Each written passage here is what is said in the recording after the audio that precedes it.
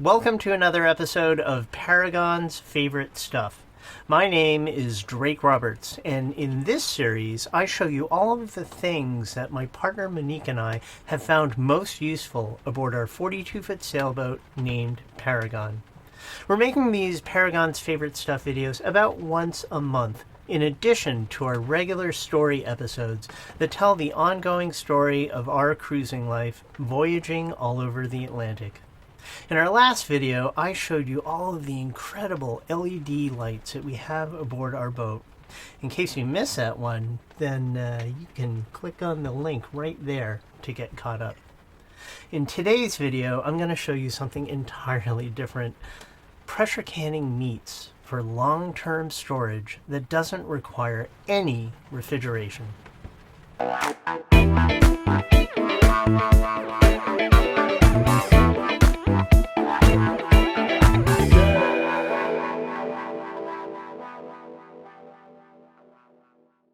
For many years, we've canned a variety of meats aboard our boat, including chicken, turkey, pork, beef, ground beef, or beef mince as they call it here in the UK, and salmon. Being able to pressure can our own meats for long-term storage has been a game changer for us for so many reasons. Pressure canned meats don't require any refrigeration, and the canned jars have a shelf life of many, many years. This enables us to store enough canned meat aboard our boat to literally cruise for years without needing to can more, and all without having to worry about any kind of refrigeration. I think this is a huge deal.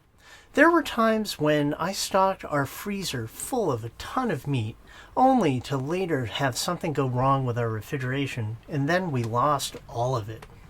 Or when people were panic buying all of the meats in the grocery stores at the beginning of the COVID pandemic, we were thankful that we had enough provisions aboard our boat to last for years if necessary. Pressure canning meats is also extremely economical. We can wait for meat to go on sale at the store, and when it does, often for up to 60% off, we snap up everything they have and do one massive canning session. I'd say that of the 175 pint-sized mason jars that we've canned, the vast majority of them were bought at a huge discount. A big supply of canned meat is also great to have when you're sailing to very remote places where there are no stores, or to countries where meat is very expensive. And they're really convenient, especially when we're sailing offshore. Because the contents of the jar are already cooked, it greatly reduces the amount of work and time it takes to make a hot and delicious meal. I also love pressure canning our own meats because I think it's a lot healthier. I just don't understand why all of the canned meats in the grocery stores are always full of awful artificial preservatives and fillers. Stuff that I would never want to consume, and which make those store-bought canned meats taste awful.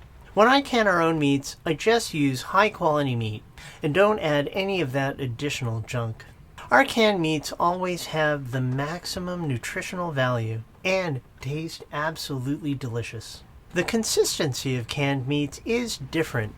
During the canning process, the meats become tender to the point where it can be easily flaked apart with a fork, just like pulled pork. So while you can't use canned meats for some types of dishes, like fried chicken, they are perfect for many other types of delicious meals. Here's a jar of chicken that I canned over 3 years ago. You can see that I wrote the date that I canned it right here on the top. I'm just going to open up this jar of chicken to show you what the consistency is like.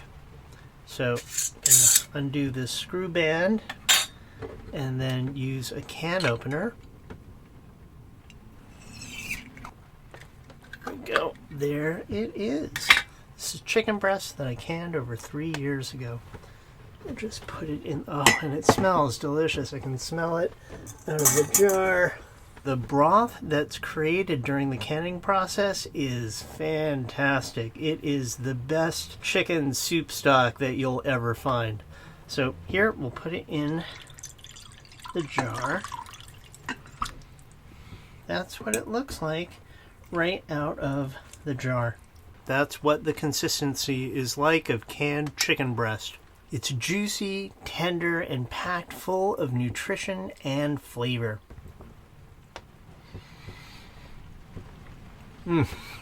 That's wonderful. It tastes fantastic. It tastes just as good now as it did when I first canned it over 3 years ago. We usually use canned meats for making meals like curries, chili con carne, pastas, rice dishes, tacos, lasagna, all kinds of soups and stews, and a lot of different kinds of sandwiches. On a side note, I was wondering if you'd be interested in me making a video showing you how to make some of our favorite canned meat recipes. If that sounds interesting to you, then just let me know in the comments below. Now, I'm going to show you how easy it is to make pressure canned chicken. If you have any questions about what I'm showing you, then just let me know. Keep in mind that the process for canning chicken, turkey, pork, beef, and salmon is exactly the same. The process I use for canning ground beef is a little bit different, and I'll explain that a little later in the video. This is the pressure canner that we've been using for many years.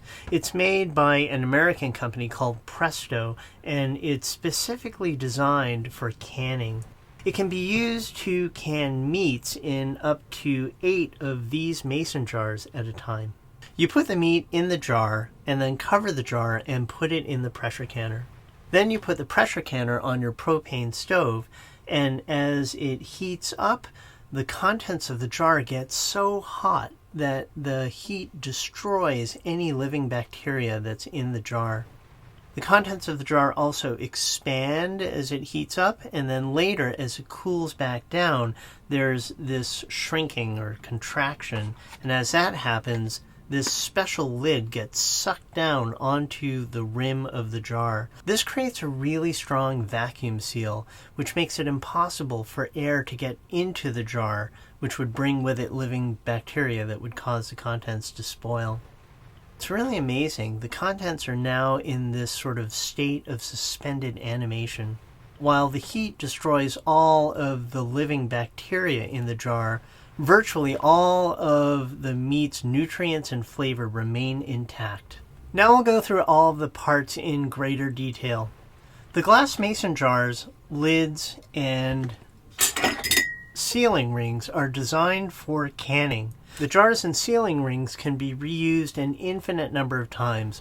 The lids are single-use only, but they're really inexpensive to buy, especially when you buy them in bulk quantities. The rim of the lid has this sealing compound right here, which gets sucked down onto the rim of the jar when the vacuum seal is created.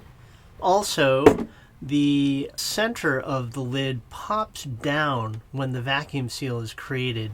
If anything went wrong with the canning process and air got into the jar, then the lid would pop up, and that would serve as an indication to you that the contents of the jar were not safe to consume. And then we have these sealing rings. The sealing ring keeps the lid in place during the canning process. This tool right here is called a bubble popper. You put the meat in the jar and then use this bubble popper to squish out any pockets of air that are in the meat, as you'll see in a moment. If you don't have one of these, then you can use any non-metallic spatula to do the same thing. When the canning process is complete, you use this jar lifter to pull the extremely hot jars out of the canner. Now we'll go over all the parts of the canner itself. The lid of the canner has this gauge on the top which measures pressure inside the canner. It has measurements in pounds per square inch, or PSI. You can adjust the amount of pressure inside the canner by adjusting the heat setting on your propane stove. The higher the flame, the higher the pressure inside the canner. And then if you lower the flame, then you'll see the pressure go down. This thing right here is called the vent pipe. The vent pipe is open to the inside of the canner, and as long as it is open, pressure can't build up inside. To close the vent pipe, you put this weight called a pressure regulator onto the vent pipe like that. This pressure regulator does allow pressure to escape from the canner, but only at above 15 pounds per square inch. And then this right here is the air vent cover lock. When pressure builds up inside the canner, this air vent cover lock pops up, and then it serves as a visual indication that there's pressure in the canner. You, under no circumstances, should ever try to open up the canner if this is popped up. What you need to do is turn off the stove and just wait for the pressure to escape by itself, and when this pops down, then you know that the canner is safe to open. The rubber sealing ring creates a pressure-proof seal between the lid and the canner body. You should do a visual inspection of this and don't use the canner if there's any damage to this ring. And then this rubber ring right here is a safety device called an overpressure plug. If pressure ever built up in the canner beyond what it's designed for, then this overpressure plug would just blow and let pressure escape from the canner. Inside the canner, we've got this thing called the canning rack. The canning rack sits in the canner during the canning process, and the jars just sit on top of it. It prevents the jars from rattling around inside the canner during the canning process, which might cause them to break. And that's it. So now let's can some chicken. The first thing you want to do is get your jars, lids, and sealing rings as clean as possible by washing them with dish soap and water that's as hot as you can manage.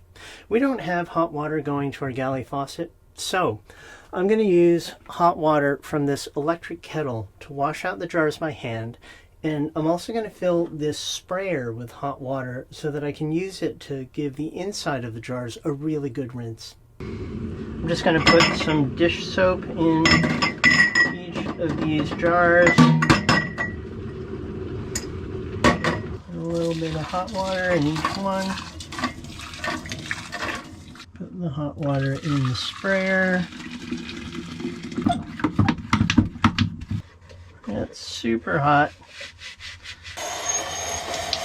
The jar is almost too hot to handle right now. I'll do the same with the lids and sealing rings. Even though the lids are brand new, we're still going to wash them.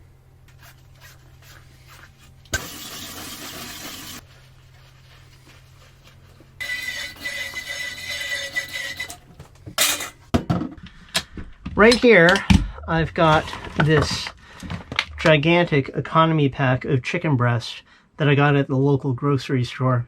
I didn't get this one on sale, but there have been times in the past when all the chicken in the grocery store went on sale, 60% off, and we bought many of these packs and then just had one massive canning session. When you're canning meat, it's best to cut it up into small pieces before you put it in the jar. I prefer to cut it all up at once and put it in a bowl and then transfer it from the bowl into the jars. So that's what we're going to do right now.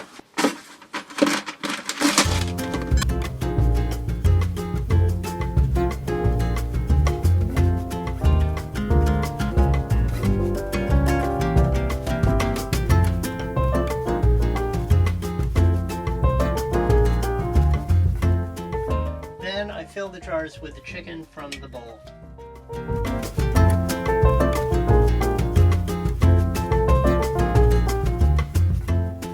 After you fill the jars, then use this plastic bubble popper tool to work out any of the air pockets in the chicken as you gently press it down into the jar.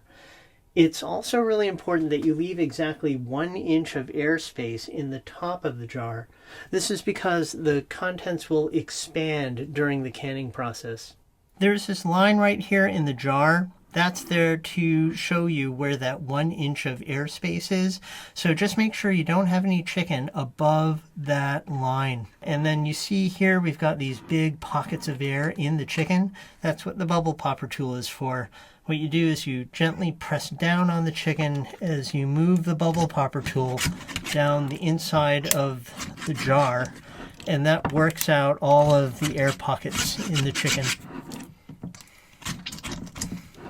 As you do this, the top of the chicken might go down a little bit, so you can just add more chicken as necessary to get it flush with that line right there. That's about right. It's really important that the rims of the jars are completely clean. If there's anything on there, then it might prevent the lid from sealing properly. To wash the rims, I always use just a little piece of paper towel and some distilled vinegar. Vinegar on the paper towel, and then just wipe down the rim.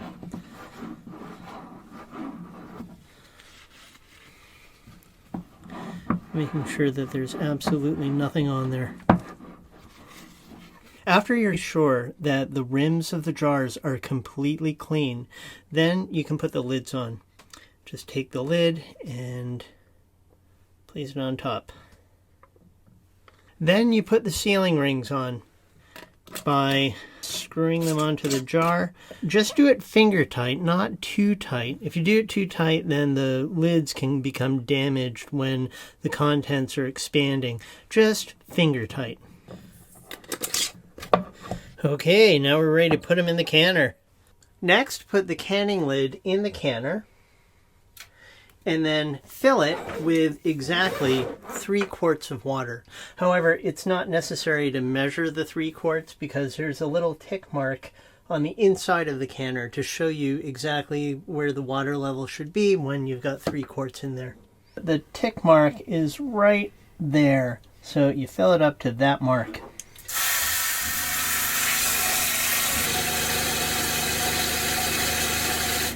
And there it is.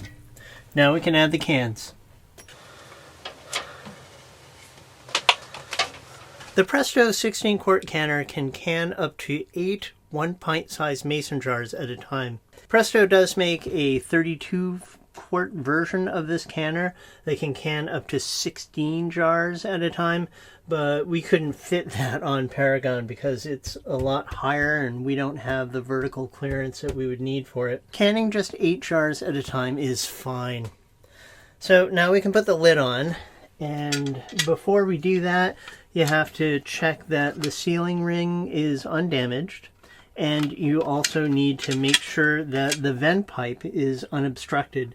You can do that by holding a flashlight on the other side and looking through the vent pipe hole, and if you see the light through the hole, then you know that it's unobstructed. If it is got some junk in there, then you can clean it out with a pipe cleaner, or you can just blow through it to get the whatever's in there out of there. All right, now we can put it on the canner. You do that by matching up this arrow on the lid with this arrow on the body handle, like this. And then you turn the lid clockwise until it stops. And that's when the handle on the lid and the handle on the body are right on top of each other. Now we'll turn on the stove. You turn the burner on to the highest heat setting, and then you wait for the water in the canner to start boiling, and when that happens, steam will start coming out of this vent pipe. When you see a steady flow of steam coming out of the vent pipe, start a timer for 10 minutes. You want to just let steam come out of the vent pipe for 10 minutes straight before you put the pressure regulator on. So now we'll just wait. Now we have a steady flow of steam coming out of the vent pipe. We want to let it continue to do that for 10 minutes. So right over here, I will set a timer for 10 minutes.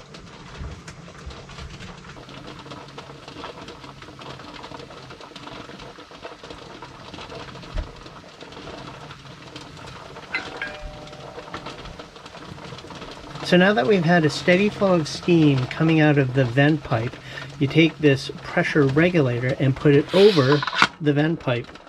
Now pressure will start building up in the canner, and this vent cover lock will eventually pop up, and then the gauge will start registering pressure, and we just watch it and wait until it gets to 11 psi.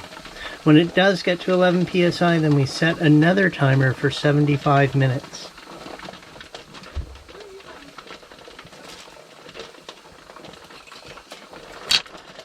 The vent cover lock just popped up. Now the pressure will build.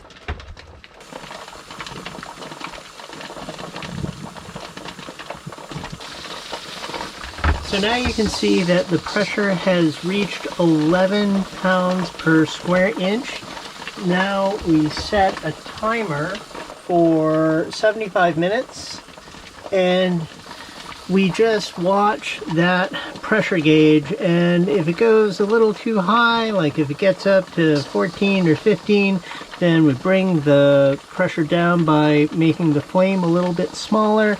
It's really important that it does not go under 11. If it does, then you have to restart the timer again from 0.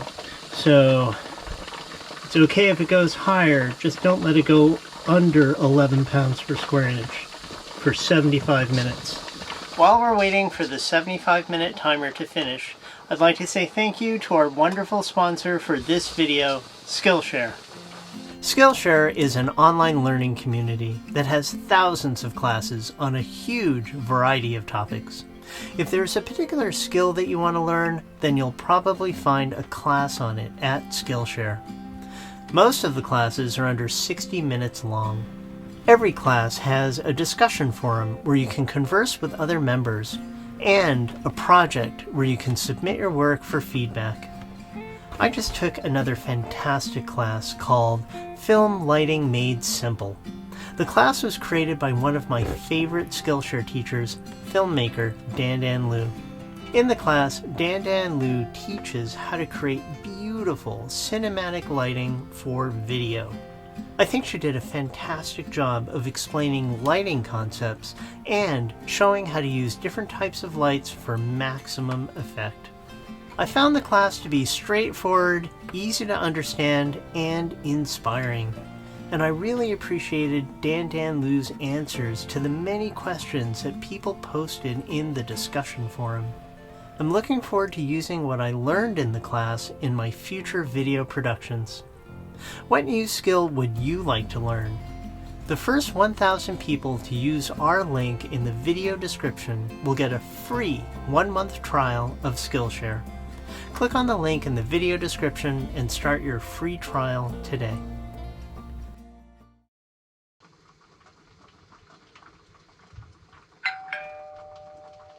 After the 75-minute timer goes off, turn off the burner. Now we have to wait for the pressure in the canner to drop all by itself. Under no circumstances should you try to open up the canner until you're absolutely sure that there's no more pressure inside. And the only way to be sure is by waiting for the vent cover lock to drop. After it's dropped, you know that there's no more pressure in the canner, and then you can take the pressure regulator off and open up the canner.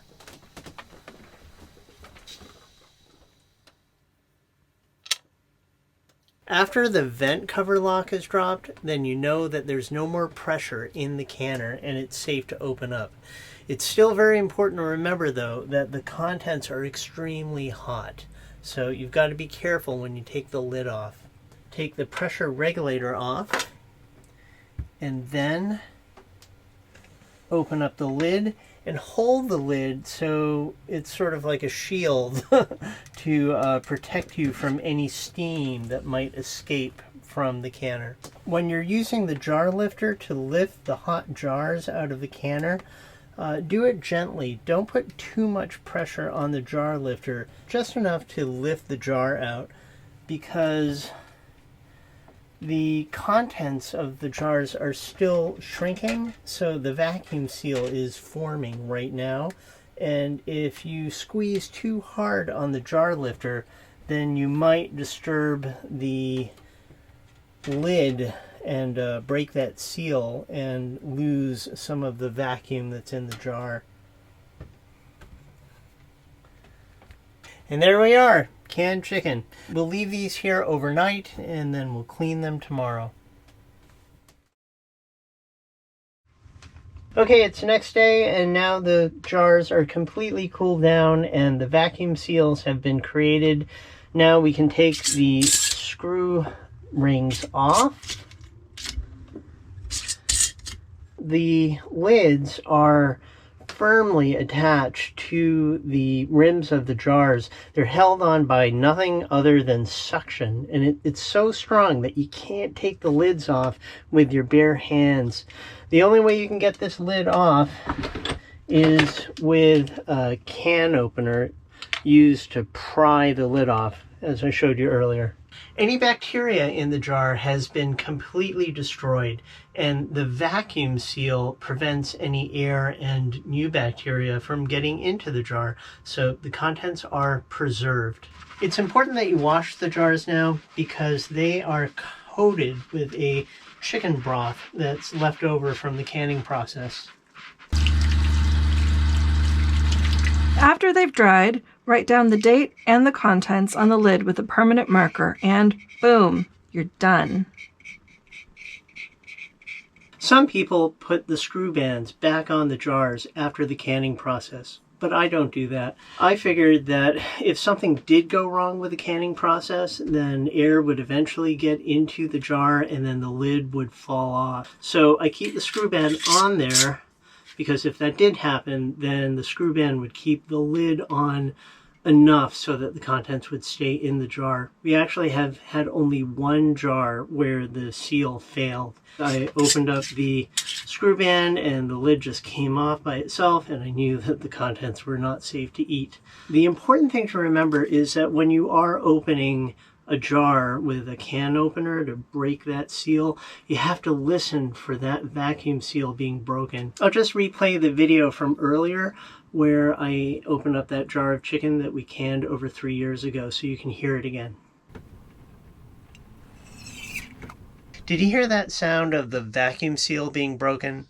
As long as you hear that sound when you're opening up a jar, you know that the canning process worked properly. If you don't hear that sound, then something didn't work and you have to discard it. In all of our years of canning, we've only had one jar not sealed properly. I keep all of our 175 jars in this one locker underneath my dinette seat.